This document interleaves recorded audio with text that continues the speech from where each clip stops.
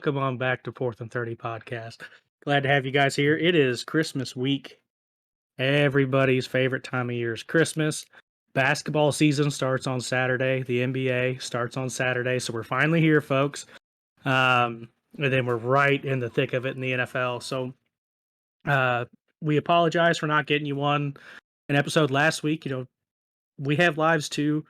And I hope you guys appreciate that. We appreciate all the support either way. But we'll go ahead and get into it. We got 2 weeks worth of stuff to digest if somebody wants to go back 2 weeks. But let's start with a good. Who wants to kick Christmas week's podcast off on a high note? I've got one I've put quite a bit of thought into. Cooper Kupp having an amazing year. After last night, leading the league in receptions at 1,625 yards. He averages 116 yards per game. If he gets that these last 2 games, he will break the single season record by about 9 yards or so over Calvin Johnson. Granted, he had an extra game, Calvin Johnson did. But so here's my thing. Cooper Kupp is having a historically great year. He's got almost 300 more yards than the next closest person, which is Justin Jefferson. Here's my question, though. I'm going to phrase this as a question. Is Cooper Kupp a top 10 wide receiver in the NFL? If you had your pick of all the wide receivers, is Cooper Kupp in your top 10? That's mean-spirited on Christmas of all things. For Kupp, I mean, he's definitely top 10. That's not even questionable. Is he? At this point? Is he? It's not questionable. I think it's definitely debatable. I do think it's debatable. I'm not saying he's not debatable. You don't put I up don't think he wouldn't have sniffed top 10 if we asked that question week 1 or before the preseason. I was going to say, I don't think it's that much of a debate. I think it's a debate. Let me Carl, what's your answer? Yes or no? Top 10? Right now, yes. Okay. Jay Jetta, Justin Jefferson. Taking him. Devontae Adams, Tyreek Hill, Chris Godwin. I'll give you a maybe. The year he's having, you can say the same thing for Kupp. Yeah. Well, he's done now. Finally living up to what he is. Deebo Samuel, the year he's having. Jamar Chase is a young guy. Keenan Allen, Stephon Diggs, DJ Moore, Mike Williams, CeeDee Lamb, Marquise Brown, Mike Evans, Terry McLaurin, Antonio Brown, DK Metcalf, Deontay Johnson, Amari Cooper. All those guys, it's a debate. I'm not going to say I would take all those guys over Cooper Kupp, but I just named off 15 plus dudes. And over 10 of those I would take over Cooper Kupp. Not to take away from what Cooper Kupp is doing this year and the season he's having. Did you even say Hopkins? No, I didn't. I didn't say DeAndre Hopkins. I think it's close. I do think I would have him in my top 10. I think I would have him in my top 10 just mainly because of the year he's having. He's a great route runner. He is not a very quick receiver, but he's a great route runner. He's a big target. He's got great hands. I would have him in my top 10, but it wouldn't be the top of the top 10. It would be near the bottom of the top 10 for sure. So when it comes to guy who hasn't even played this year because of injury, Michael Thomas. Yeah. Michael Thomas. There's just no way. He's just barely in it. Yeah, he's not at the top of the top 10. He's near the bottom of it. Yeah. I mean, the year he's having, you can't really keep him out, but there's just a lot of good receivers in the NFL. I mean, obviously, situation depends on, but I mean, he's got 300 yards more than the next closest. He's by far having the best statistical year out of any receiver. That leads and Carl, touchdowns. Christmas is not everyone's favorite time of year either. Just so you know. I didn't say it had to be your favorite. The Grinch. So, branching off of that, why do you guys think he's having such a great year out of nowhere? I mean, I don't think it's out of nowhere. But it's gotten better. I mean, he's in a good situation. Stafford, okay. Quarterback. Yeah, Stafford's a good quarterback. McVay's a good coach. I mean, they also have other targets that it's hard to just double Kupp all game because they have Robert Woods and Odell Beckham Jr. and Van Jefferson and Tyler Higbee. And I mean, when you have that many targets, a good quarterback, a good play caller, I mean, it's pretty much the perfect storm in LA right now. Cooper Kupp had 1,100 yards and 10 touchdowns with the ghost of Matthew Stafford in Yeah. 2019, though. So Yeah, it's not out of nowhere. He's definitely been a good receiver before this year. He's definitely taken his game up a notch. And he's only in his 5th year.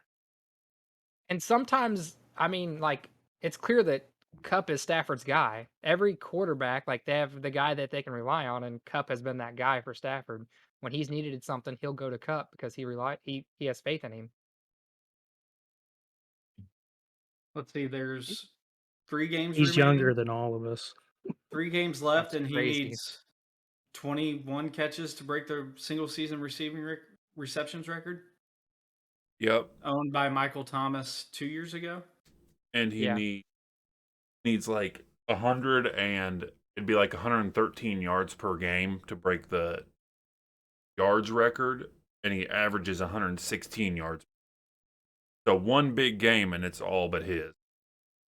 One bad game, and it could really Yeah, put and settings way back. out. It's gonna be You're close. exactly right. Flip of a coin.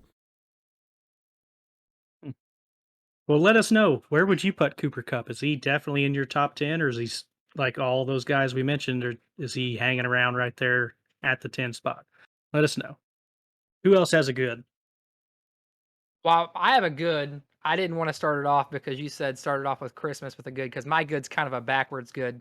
My good is the Jaguars.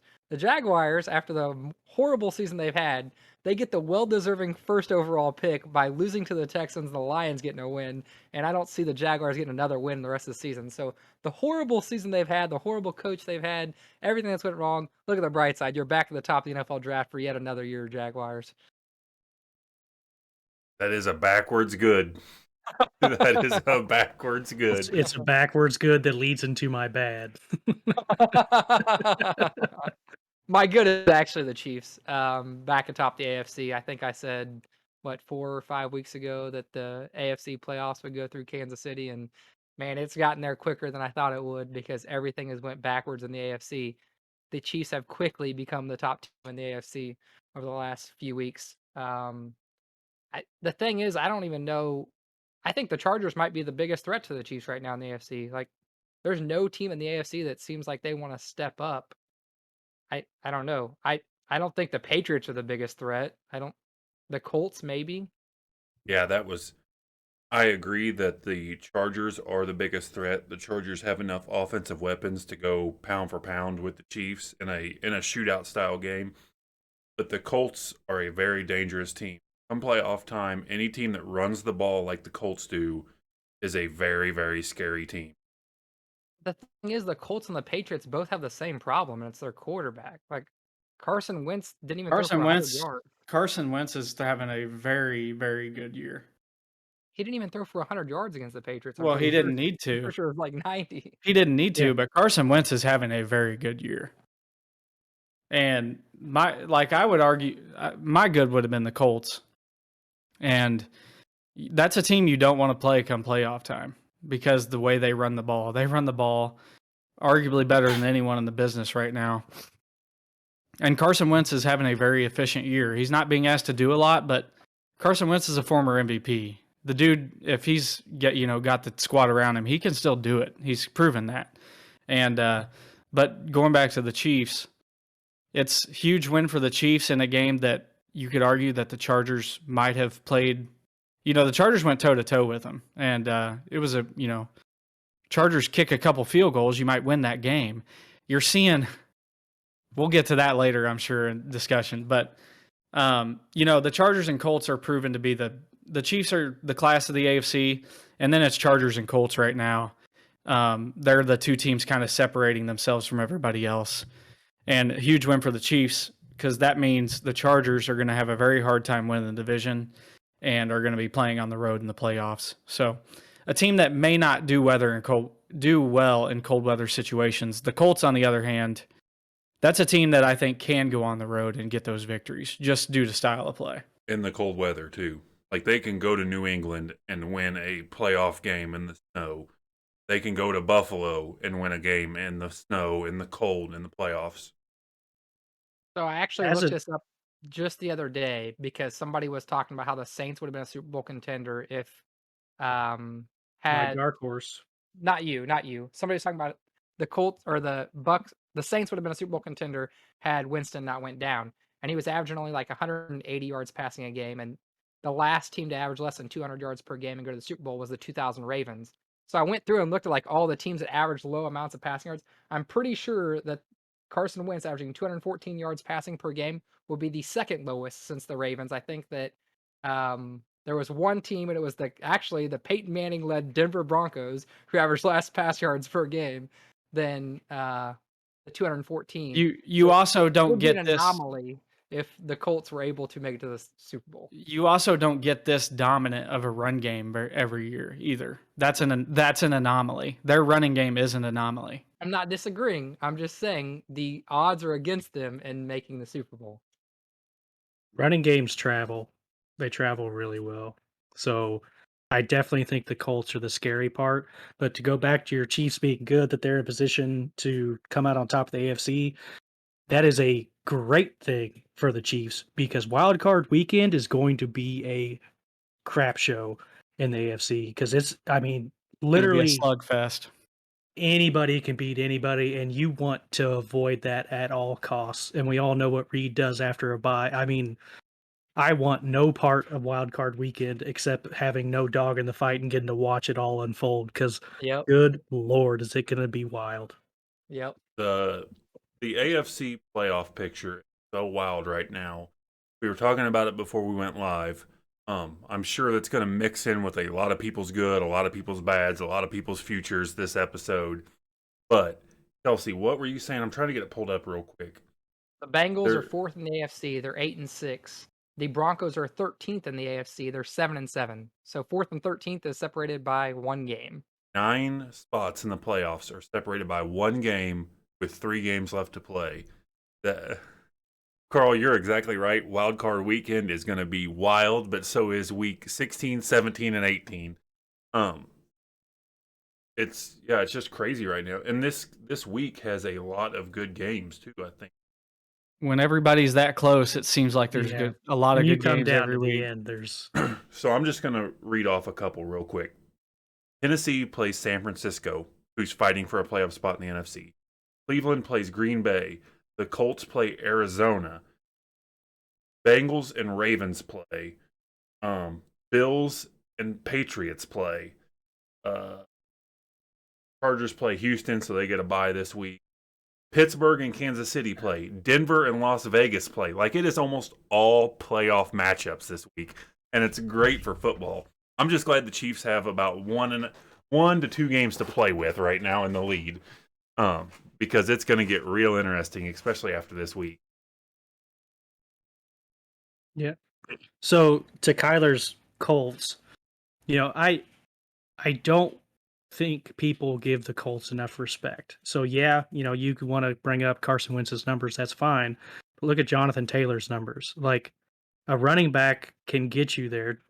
Freaking what was it, 06 Steelers or whatever year that was, Jerome Bettis, like a running back can get you there, and Jonathan Taylor is a guy that can get you there. He's running like that in a dome. Well, that running or a sliding roof, whatever you want to call it. But the running game you can do in the snow. It just works. So, regardless of if you have to travel or whatever, I think the Colts are set up in a way that this can work for them to make a deep run in the playoffs. And I don't care that Carson Wentz, he's Carson Wentz, so he's going to see ghosts out there every once in a while. But I still think that they're probably the second most dangerous team in the AFC. I really do think that. I agree. I would give them the edge over the Chargers, just like I said, due to their style of play and being on the road. I think they I don't have a legit shot at making it to the Super Bowl. I get what you guys are saying. I'm not disagreeing. I just think the biggest threat to the Chiefs to me is the Chargers. I don't think that I mean, it's kind of like we played the Titans a couple years ago in the AFC Championship game. Yeah, running games travel, but it's hard to keep up with teams when you're solely running the ball. You have to score every time, and sometimes it doesn't work that way when you can't throw for a 3rd and 5. I don't know. I mean, you guys might be completely right, but I don't think that me personally, I don't see the Colts as the biggest um, threat to the Chiefs. I think it's the Chargers. I think the Chargers are a well-rounded team, and I don't personally don't want to play them again in the playoffs, to be honest with you. So I had three small goods, so I'll just rattle them off. Derrick Henry is still fifth in rushing yards, and he hasn't played since week 8. So a That's good from a insane. bad is with COVID going on, we got more Monday and Tuesday games, even though Tuesday had 2 games at the same time. Should have had a red zone for that, but it's always fun to have more days with NFL games. And by George, the Dolphins did it. They're 7-7 by Christmas, which means they went from losing 7 in a row to winning 6 in a row. And they've got the Saints on Monday night, which the Saints are wishy-washy. They've got the Saints on Monday night to go L7, W7 to go 8-7. I think that'd just be it. That's That's insanity. one of the things that's going to get lost in this crazy season in the AFC is what the Dolphins have done so far. All 3 Those are things you my said 3. there are insane. Every single one of them. Yeah.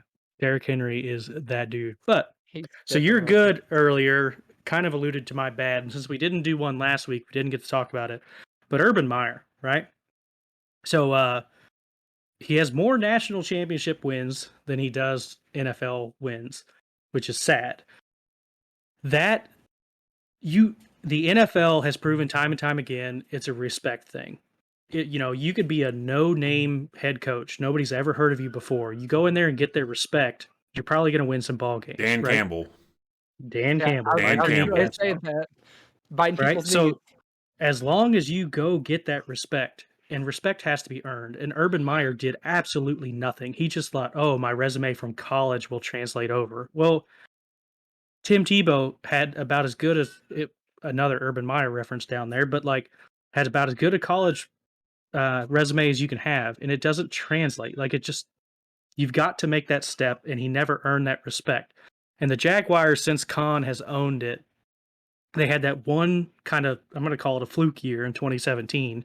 They've had 9 seasons in 10 years. They've had 9 seasons of double-digit losses, 41 and 116 over that stretch. 9 out of how So many years? 10. 9 out of 10. Nice. And that's just, I mean, and you go looking, yeah. So when Urban Meyer first got hired, I'm sure we all were like, maybe this could work. Maybe this is a spark plug that Jacksonville needs. But by what, week 2 or 3, everybody could see was coming off the rails, like locker room talks, all that. Kicks his kicker, just mouthing everybody. Like, dude, you haven't earned any respect in the NFL at all. You need to move on, man. Like, that was a very bad situation that he made worse because he's a terrible human being. Is all that came down to. Yep, you're not wrong. Yeah, that's the thing is if he's just It's not good for the memes, though. it's great for the memes. Great for the memes. If he is just somebody who you talk about earning respect, and I'm not even talking about the earning respect of his players and his peers and whatnot. I'm talking about if he is just a respectful person, that situation is better. But he's clearly not. He doesn't value his assistant coaches by throwing them under the bus, calling them losers, asking them about their resume. He doesn't respect his players by kicking them, by degrading them and whatnot. And this is getting pretty deep, but I'm going to say it. Respecting his family by the way he acted at the bar. Like, all 3 of those, he clearly is a very narcissistic person, doesn't respect anyone around him in any capacity, and you're just not going to go far in life. He made it work in college, however, good on him for making it work in college, but in a professional level, that's just not going to work. I mean, in college, he probably got away with talking down to those people. I mean, honestly, Right. he showed signs of that in college too. He thought he was above the law. He went to Florida, did well. As soon as they lost, he said, "Peace, I'm out. I'm gonna go watch my daughter." They went to Ohio State. Like he pretty much did whatever he when he wanted. It was on his time, and I don't think it changed when he went to Jacksonville. Another part though, as far as the Jaguars go, Carl alluded to how terrible they've been the last 10 years.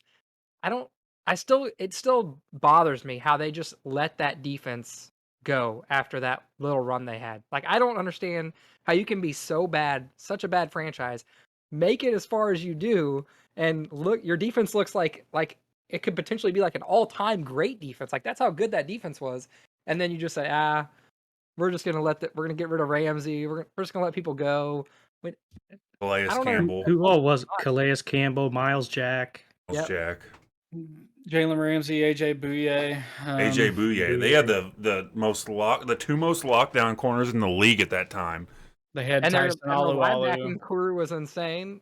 I mean, they were good on every level. Yeah, it's just weird. It's almost like they don't want to be good. After that year, it's kind of one of those things. You're like, do they just like starting a rebuild when you essentially I mean. Talk about the Patriots all you want, the Tom Brady and Bill Belichick Patriots. That game was theirs to win. The officiating was sketchy at best. And was it the AFC Championship game or was it a semifinal? Yes. It was Championship. the Yeah. championship. Yeah, AFC Championship game, and then after they just let it fall to pieces after that. Like you were a couple bad calls and one half away from being in the Super Bowl, and the next year you're a double-digit loss team. Yeah. I know. But the falling apart of that defense, trading them all away, kind of correlates with when his Khan's son started AEW. So maybe Vince McMahon put some bad juju on Jacksonville and made them Vince trade McMahon everybody. has those powers. Vince McMahon, if you're watching this, big supporter of the WWE. Come on.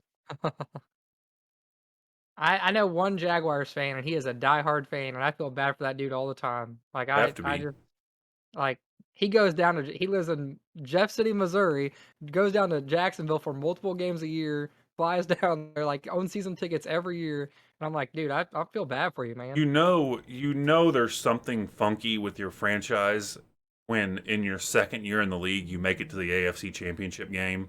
You're just like putting bad juju Yeah, on yourself. it's just You can't do well for another yeah, 20 years.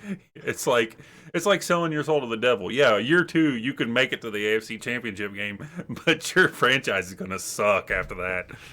Yep. So my bad is the Tennessee Titans because losing to the Steelers. That game, they dominated both lines of scrimmage for the whole game and, fumbled their game away. The Titans were, they were kind of written off by most people when they lost Derrick Henry. But they still show signs of being a good team, a team that can travel in the playoffs. They have the best rushing defense in the NFL, something you might not think of when you think of the Tennessee Titans. They are a little vulnerable against the pass, but even without Derrick Henry, they went into LA and beat the Rams. They had some good quality wins, and watching that game on Sunday, I'm like, man, this team's physical and they're tough, and they still found a way to lose that game. So they are my bad for the week. Yeah, the Titans defense has, I'm not going to say overachieved. They've been better than everyone thought they would be this year. And they have proved as a team that, don't take this out of context at all, Derrick Henry is a one-of-one style running back. He is the top of the best. He's the best of the best, with Jonathan Taylor being the closest person in second. But they've taught us that their running game is, I hate to say this because of how great Derrick Henry is, but it's almost plug and play. Like they are still good in the running game without Derrick Henry. They are not near as dominant, but they're still okay in the run game. You can give me them shifty eyes all you want, Carl. They still have a good run game. I mean, now it's by committee. It ain't as good as Derrick Henry when he's in there, but Congratulations, you graduated hate school. So we talked about this a couple weeks ago, and we kind of all said it was insane and it could never happen. There's 3 games to go, and the Titans are 1 game ahead of the Colts. I actually said it could happen. The Titans still play the Niners and the Dolphins and the Texans. They would have to at least lose 2 of those for the Colts to even have a chance. Niners and Dolphins, they could lose to. I don't think they're going to lose the Texans the last week of the season if it comes down to the division. I think they would certainly figure out a way to win that game. The Colts have to win. If the Titans only win 2. The Colts have to find a way to beat the Cardinals this week, and then they play the Raiders and the Jags after that. So I'm not gonna say it's gonna happen, but when we talked about it a couple weeks ago, we acted like it was insane, and now it kind of seems like there's a chance it could happen. Yeah, I think they were 3 games back, week 9, maybe somewhere in there. And it was right after the Titans beat them for the second time in the season because they played both of their games really early. Which that's going to hurt the Colts' chances because they're always going to lose the head-to-head. So, Yeah. but yeah, the Titans. That was a game that they, especially the way they played, they couldn't lose. And you know, it happens. Teams slip. So Tyler said yeah, this a that few times in the group chat, and I don't think he's ever really said it on air. Sometimes when the Steelers win games, I don't know how they win games. Like they took that game from the Titans somehow because they had no business winning that game, but they took it from them. Like Their defense this is the defense you expected to see out of the Steelers. This was how they were supposed to win. The defense stepped up and played an amazing game. yeah, the defense did play really well, especially in the second half. TJ Watt is good enough to win games by himself. Like, he legit can win games defensively win the game defensively by himself. Like, that's how good TJ Watt is. And then who was the guy the backup that came in and got the strip sack right when TJ Watt went Derek out? Tuska. Yeah, right when Tuska. TJ went out. The next play, it looked like TJ Watt back there. That was a huge step up play for that reserve to make. Shout out Derek Tuska. That tackle was probably like, oh, thank God. Like, I get a breather for a second, and then whoop. All right, well, Who else has a bad? Yeah, I haven't used mine yet. We've kind of talked about it on all sides of it so far, but I guess haven't directly talked about it. And so it kind of goes off our goods of how awesome the AFC playoff race is right now. But the bad part of it is how is COVID going to affect the AFC playoff race? The Chiefs are decimated this week by COVID. They may get quite a few of those guys back by game time, which would put them back to pretty full strength. But we talked about the schedule earlier. All the teams playing, good games this week that have playoff implications.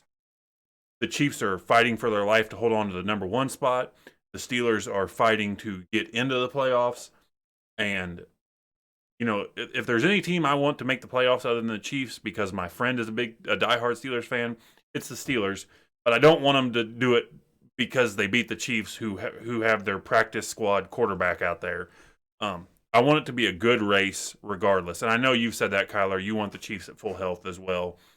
Yeah, it would do the Steelers absolutely zero favors to beat a practice squad team right now. Zero. Yeah. But that's my thing. Is so say next week the Colts have the COVID bug or the Dolphins have the COVID bug, then it derails their season. That's a bummer for this great. Go ahead, Kills. Sorry, I didn't mean to interrupt you. I thought you were rolling that up. I'm not saying they would have won last week, but the Browns had the COVID bug, and had they won that game, they'd be first in their division. Instead, they're last in their division because they lost that game, and they had so many players out with COVID. I mean, it's something we just have to live with at this point because obviously the NFL isn't going to change it, but it stinks to see, man. Like, just half you're wiping 15 players off your team in the blink of an eye. The Chiefs have already benefited once from COVID, though, when Aaron Rodgers got it. If Aaron Rodgers played in that Green Bay game, Kansas City loses that 10 times out of 10 the way they played. They played terrible. So, they wouldn't be first in the AFC right now without COVID. So, if you give a game back, it is what it is. Like, yeah, you want to be the first seed in the AFC coming out, but, water always finds its level. Yeah, the good to this is that this, you're hearing the players, no one's really everybody's pretty safe as far as NFL player wise goes from it. They're recovering quicker. There's a lot of false positives out there too that players are then testing negative the next day. So you hope that it doesn't tarnish a playoff game. That's just what you hope for. I mean, if you don't get in the playoffs because you had one game where you missed that, you can't blame it on that. Like, everybody has that one game where they look back in the regular season and say, if we would have just won that, we'd be in the playoffs. You still got to make the playoffs. One COVID game isn't going to kill you because everybody's dealing with it. But you just hope when playoffs come, when you're one and done, you hope it doesn't tarnish a playoff game. And it's looking like it probably will at some point during the playoffs. You would think that they would move a playoff game to like a Wednesday or something, though, to try to get away from that. Like, Well, and you got to think, come regular season is a different story, but come playoffs, I imagine teams are a lot more strict with the, before any. Actually, I think most NFL teams do it before any home game as well. Like Saturday night, you stay at a hotel with the team. You do not go home to your friends and family. And so you got to think moving forward into the playoffs when it's all on the line, teams might do that 2 days or maybe even 3 days in advance just to avoid any positive tests out of nowhere or stuff like that. Like the NFL will take precautions. Not that it's not going to eliminate the risk at all. There's going to be a team who has the COVID bug in the playoffs. It's just unavoidable at this point. But I just hope it doesn't ruin a good playoff matchup. mid-January to February is kind of like a family social lull anyway. So just rent out an entire condo complex or something and say, hey, you guys move in here for a month, the whole playoffs, however long it takes. I can't say for certain for every team, but I do know the Chiefs' home games, they stay in hotel rooms. They don't stay at home or whatever. So, yeah, they'll just live in hotel rooms the whole playoffs, I guess. All right. Anybody else got a bad? Kelsey, you already done yours? I have not. My bad is more of a season. Did they remember when the Carolina Panthers were 3-0? Because they're now 5-9. Don't remember that.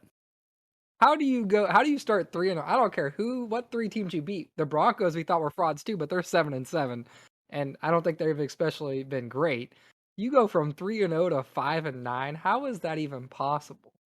That's the opposite of the Dolphins. That's the crazy thing about the Panthers too, going 3-0, is when they were 3-0 and the Broncos were 3-0.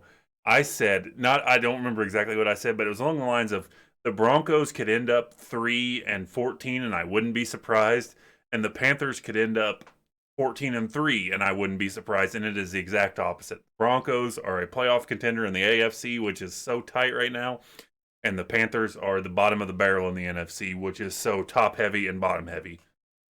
I think it speaks volumes to Christian McCaffrey and how good that guy is. I mean, when healthy, he's a game wrecker. He's a game changer. You saw the difference in Sam Darnold when Christian McCaffrey got hurt. Sam Darnold was playing for the first 3 games of the year at an all-pro level. Yeah, I saying, I told you so. And then week 4 happened, and I said, you guys were right. I hate to say a toe-to-so, but a toe-to-so. The Cam Newton experiment return worked out for about 1 quarter in a game that he didn't even start.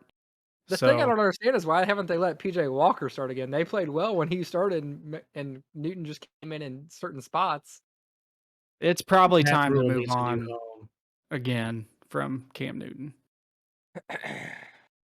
So they can pay his backup, or his replacement, his replacement's replacement, Cam Newton, and then his next replacement. One of the most ridiculous payrolls of all time. I make fun of the Saints quarterback situation. Panthers are making the Saints look normal. Same division, must be in the water. All right, I think that's all the bads, so we can move on to futures, and I'm going to assume we've already touched on quite a few of these futures, that they're just going to be games coming up. Like, for instance, mine's Buffalo at New England. That's a huge game. It really is. Buffalo needs to prove themselves back. New England's coming off just a terrible performance against the Colts.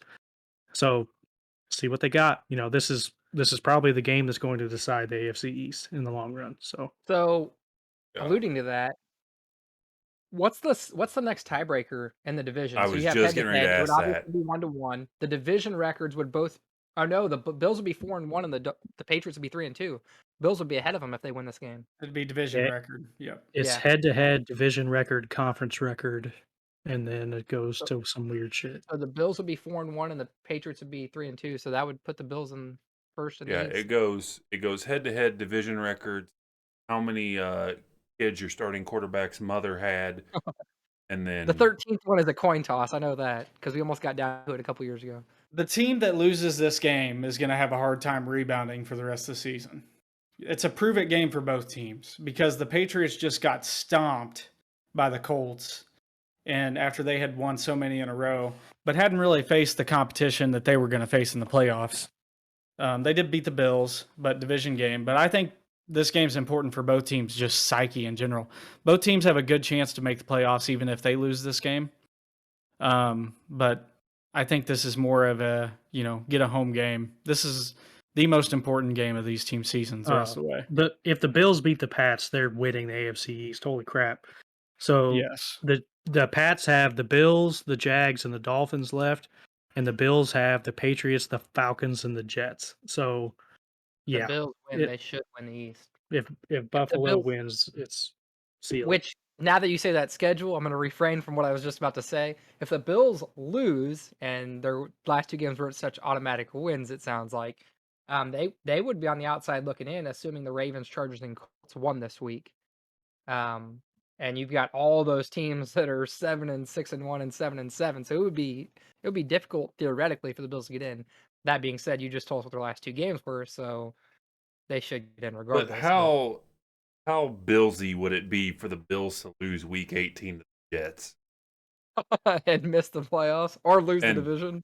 and Zach Efron just go off for the Jets? And Zac Efron. I don't know if he did that on purpose or not. Well, the Jets screwed their draft position last year by winning late. They missed out on Trevor Lawrence, so it's Might as in well their do it nature again. to win late. Yeah, might as well do it again. I assume that somebody else has this bad. I don't know. And by how you guys alluded to it, I think you guys were going to go a certain way with it. I was waiting for you to, but the Ravens are my bad. And it's not so much that I think that the Ravens are underperforming, because I think the Ravens are way overperforming for the season they've had, but they're currently 8th in the AFC, and we thought 3 weeks ago that they were going to win the North with ease, and now they're out of the playoff race. I got 2 knives. Got 2 knives in my leg. Kelsey's 2 bads. The Ravens have done, the Ravens, the Chargers. The team that figures this out is going to be able to, have a much better shot at making a deep run in the playoffs. Quit going for it on 4th down when you have a free 3 points, and quit going for 2. Quit looking at the analytics. So I've seen the memes on this. You know that the Ravens were only in that game because they already got 2 points from 2-point conversions earlier in the game, right? I'm more talking They wouldn't about even when been in you're. the game if they hadn't went for 2 the whole game. I'm more talking about kicking field goals when you're in field goal range, and quit going for it on 4th down. I can't tell you how many times over the last 3 weeks I've seen teams go for it, and their conversion rate is like 10%. The Chargers did it twice. The Ravens have done it plenty of times. The problem with analytics, in my opinion, is it's all about data that we have, and when teams keep going for it over and over, the data is going to change a lot because people are expecting you to go for it. You're going off of data from when people didn't go for it as much, so it's going to change over time when people start to go for it all the time. But the whole Ravens thing, like everyone's been complaining about them going for 2, they made 2-point conversions earlier in the game to make it to 30 points. So had they not done that, then they wouldn't have. Well, they had to. How in many those times did they go situations. for it on 4th down instead of kicking a field goal? But the difference is they had to in those situations to keep the game manageable. Then you scored the game-tying touchdown and went for 2 again when you didn't have to. That's the only thing. my thing is analytics does not factor in the feel of the game. That is such a big thing in sport, is momentum and who's playing well and who's doing what well. And you just can't. You're right with the Ravens. Kick the PAT. Take it to overtime. I mean, you're playing well in the 4th quarter. The momentum's trending in your favor.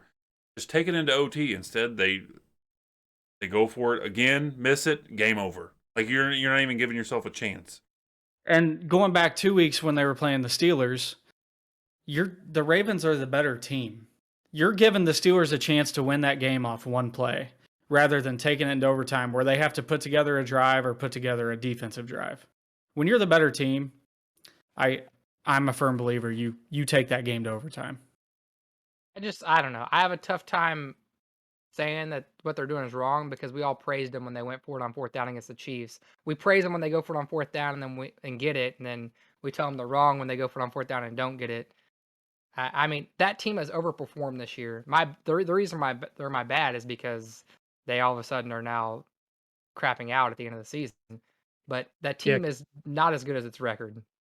the very first drive of the game, the Ravens went on downs when they were at the 3-yard line.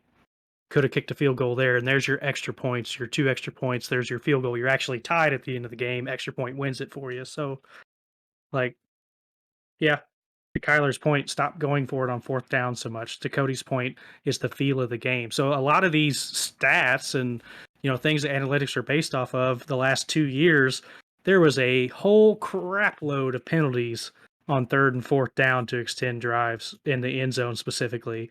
So, and they've kind of calmed down on some of those pass interference calls in the end zone specifically.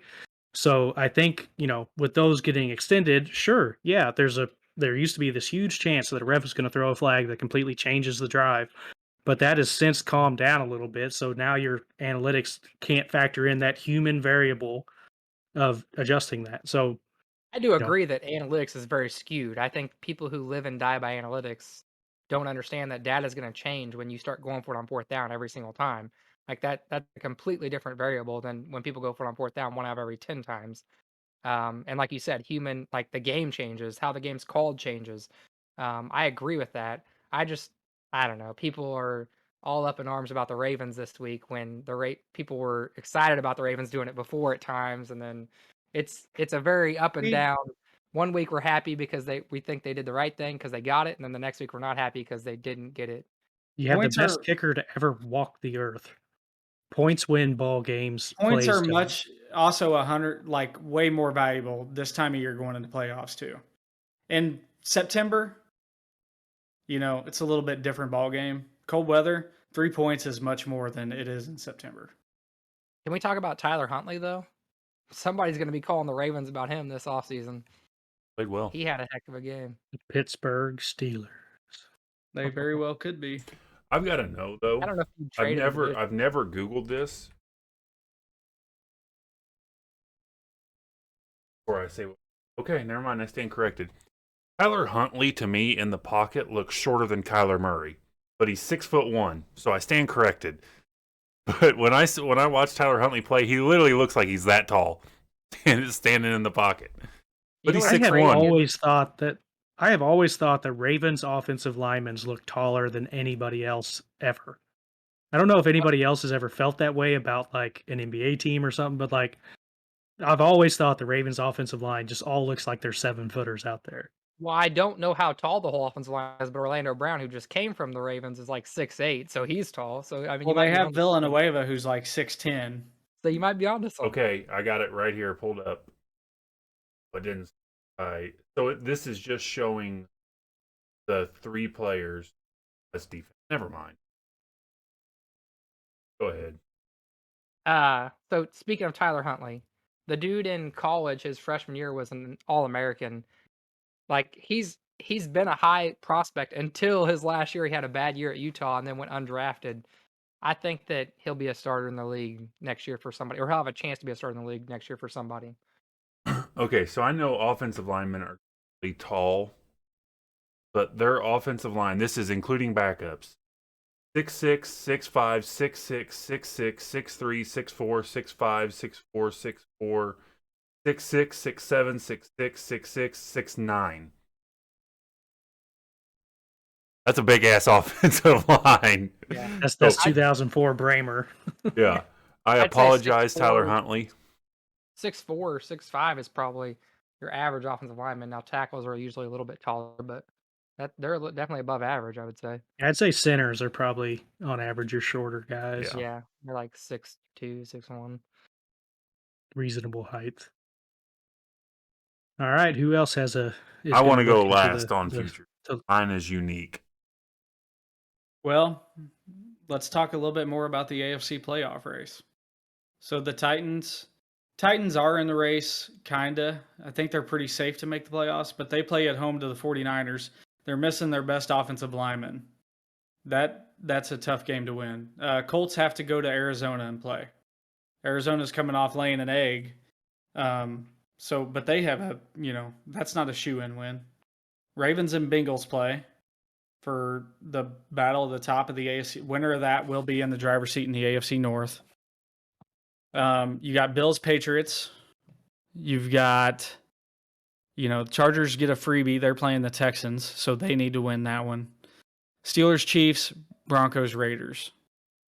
So the AFC playoffs is, the race is going to be crazy yet again this week. Really, I think the biggest matchup is that Ravens-Bengals win, because whoever wins that puts them in the driver's seat in that division. And any team in that division is going to have a hard time getting a wild card. And, there's a chance that only one AFC North team makes it out. When in the beginning of the year, we thought that it would maybe be 3 because nobody assumed the Bengals would be this good. They could still get 4 teams in the playoffs. Yeah, probably not going to happen. Probably not going to happen. But the AFC North. The Bengals being good kind of threw our predictions off this year. But we were kind of all thinking maybe 3 teams, kind of like the AFC or the NFC West, they'd get 3 teams in. And now it's anywhere from 3 weeks ago, 1 team could make it in, 4 teams could make it in. I assume a division's never had 4 teams make it to the playoffs before. And the Browns have to play at Green Bay. They could, because now you have 7 teams now. You didn't used to have 7 teams. Oh, yeah. There was plenty of times 3 made it. So then, no, that has never happened before, to answer my question. I'm throwing out next-gen stats at you guys. Subscribe to our channel. I mean, every game's a must. The beauty of it is every game is a must-win from here on out for all of those teams, for all 9 of those teams.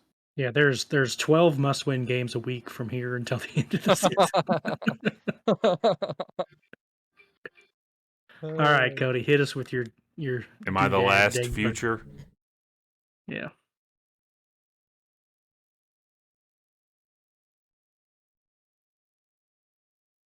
The NBA starts in 3 days, baby. Let's go. Woo! Finally, football's just about over. Who cares? The NBA officially starts by Carl Standers in 3 days. We get to finally start talking about it. Of course, until the Super Bowl's done, football will be our main focus. But you better believe one of my good, bad, or uglies is going to be thrown in once the rule game warden is over with, and he no longer has any power over me come Christmas morning. I might put out a special solo episode Christmas morning, 10 a.m. when the first game starts, just to talk about the NBA season. His eyes will be this big. And if you guys don't know, family is everything to me, but once that final gift is open, get out of my way. The NBA's on all day long. So I'm excited. It's not going to overtake football until this crazy season winds down a little bit. But for my future, I want everybody. I expect a couple of you guys maybe not to be well caught up right now on the standings in the NBA, but I want everybody's right now pick to win the championship. And who they play, or just pick to win it all? Just pick to win it all. I won't double whammy you guys. My preseason pick to win it all is Golden State. I mean, I'm going same thing. Golden State. Tyler? Phoenix is in there too. The team that you guys said would die off. Golden State's going to win it. This was really a bummer. I thought somebody would pick. You want Bucks. A dark horse? You want a dark horse? Chicago. Yeah. What about the Cleveland Cavs? What are they, third in the East right now? Yes. Third in the East. That's insane. They have the best point differential in the East. They are playing well. Jarrett Allen looks like he was really coming into his own this year. So I hate to do this to you, Cody, but on Christmas Day, there will be a couple games that get good ratings, but then you got the Browns and Packers at 3:30, and I know, shut up. It's blasphemy. It's blasphemy that the NBA is kind enough to take Thanksgiving Day off every year so the NFL can have their moment. But the last 2 years, the NFL has tried to throw a game on Christmas Day when that's the NBA's day. Okay, that pisses me off. It just so happened it fell on a weekend. I know, for the second year in a row. Last year Christmas was on a Sunday, and there was a whole bunch of NFL games. Or maybe that was 2 years. I don't know, recently. No, it was last year, Christmas on Sunday. But like you guys, As much as I hate to admit it, I've come to accept Steph Curry. Please forgive. I'll never do that ever again. I've come to accept Steph's greatness, and how unique of a player he is, and how great he is. It only took him making And- the most threes of all time for you to say that. It was pre this year. It was last year when it happened. But he has the Warriors at 25-6 right now, 800 win percentage, and they don't have Klay Thompson back yet, who is arguably top 3 shooting guard in the league. That's not good for the rest of the league. I mean, Klay Thompson's only going to miss the first week and a half of the season, so he's fine. I mean, you have to consider the Nets to be in there too. The Suns. I mean, both of those teams are still in the debate. But right now, the way the Kyrie Warriors will are find a way playing- to bring the Nets down. So if the Nets, He was on the roster one day and had to get into Didn't COVID. they have to cancel the Nets game like tonight or something because they didn't have they enough players? pushed it. Yeah, they postponed Yeah. it. So here's the thing: is it would benefit the Nets to have a lower record than the Suns or the Warriors or whoever they end up playing in the finals, so Kyrie gets to play in 4 games instead of 3. It would benefit them to be the lower seed.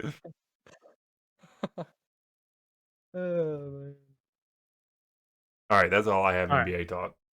Next Very week, good. though, So it's coming in hot. next week we get to ignore Cody for a whole segment coming in hot. No, we won't do that to him. He's waited patiently. He did try to throw it in a couple times, but he's waited patiently for this, so we'll let him have it. Anyway, you guys have a very fun and safe Christmas. Don't drink and drive. There's never a reason to do that. Roads might be icy, whatever. You're not as good a driver as you think you are. So please don't do that. Make sure everybody's family gets home safe, not just you. But until then, be good out there. Tell your grandma. We know you're going to see her. Yeah, we Tell her. know you're going to see her. Tell her, we like cookies too. And if we're your favorite podcast, grandma, bring it. We'll review them. We'll give you grade A's all around. But we appreciate you guys. Merry Christmas. Merry Merry Christmas. Christmas.